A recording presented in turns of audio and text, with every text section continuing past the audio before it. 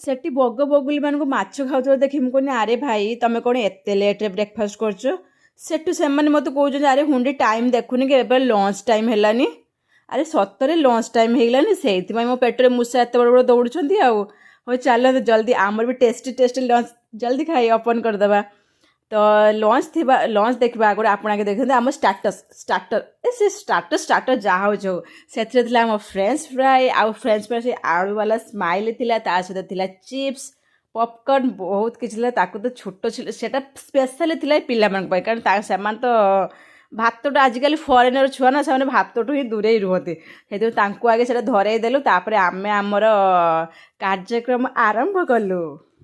First ଯାହା ବି କଟାକୁଟି କରିବାର ଥିଲା କଟାକୁଟି କରିନେଲୁ କାହିଁକିନା ଲଞ୍ଚ ବକ୍ସ ମାନେ ମେନ୍ କୋର୍ସଟା ଖୋଲି ସାରିଲା ପରେ ଆଉ କ'ଣ ଏ କାମ କରିବା ପାଇଁ ଇଚ୍ଛା ହେବ ହାତ ତ ଖାଲି ସେଇ ଆଡ଼କୁ ଦୌଡ଼ିବ ସେଇଥିପାଇଁ ତାପରେ ଆଗେ ଯାହା କଟାକୁଟି କରିବାର ଥିଲା କରିଦେଲୁ।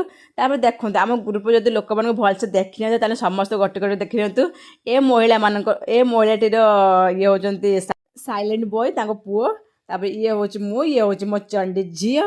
ତ ଚାଲନ୍ତୁ କଟାକଟି କରିନେବା ତାପରେ ଇଏ ଆସିଗଲା ଆମର ମେନ୍ କୋର୍ସ ଯେଉଁଠି ଥିଲା ଭାତ ପାମ୍ପଡ଼ ଆଉ ସାଲାଡ଼ ଦହି ସାଲାଡ଼ ଆଉ ଇଏ ହେଉଛି ଆମର ୱାଓ ଚିକେନ୍ ଯାହାକୁ ସ୍ପେଶାଲି ଆମେ 2 ଜଣ ମିଶିକି ରାନ୍ଧିଥିଲୁ ସେଥିପାଇଁ ଆର ତ ଟେଷ୍ଟଟା କ'ଣ କହିବି ଆଉ। ମହିଷୀ ମହିଳା ଜଣକ ହସି ହସି ଗଡ଼ିଯାଇଛନ୍ତି କାହିଁକିନା ସେ ସ୍ପେଶାଲି କହୁଛନ୍ତି ଭିଡ଼ିଓ ବନା ମୋ ହଜବେଣ୍ଡକୁ ଜଣେଇବେ କାରଣ ଏ ଖାଇବା ଦେଖି ଯେମିତି ପାଟିରୁ ଲାଳ ଆସିଯିବ। ଆରେ ସେମାନଙ୍କ କ'ଣ ସବୁ ହଜବେଣ୍ଡମାନଙ୍କର ଦୁନିଆ ଯେତେ ଲୋକ ଥିବେ ଖାଇବା ଦେଖିଲେ ଅଟୋମେଟିକ୍ ପାଟିରୁ ଲାଳ ବାହାରି ଆସିବ। ଆପଣଙ୍କର ଆସିଲାନି କି ନାହିଁ?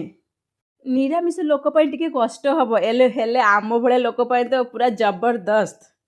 ଆଉ ଆପଣଙ୍କୁ ବି ଯଦି ଭିଡ଼ିଓ ଜବରଦସ୍ତ ଲାଗିଥାଏ ତାହେଲେ ଭିଡ଼ିଓକୁ ଲାଇକ୍ ସବସ୍କ୍ରାଇବ୍ ନିହାତି କରିଦିଅନ୍ତୁ ଆଉ ଫଲୋ ବି ନିହାତି କରିବେ। ରହୁଛି ଜୟ ଜଗନ୍ନାଥ।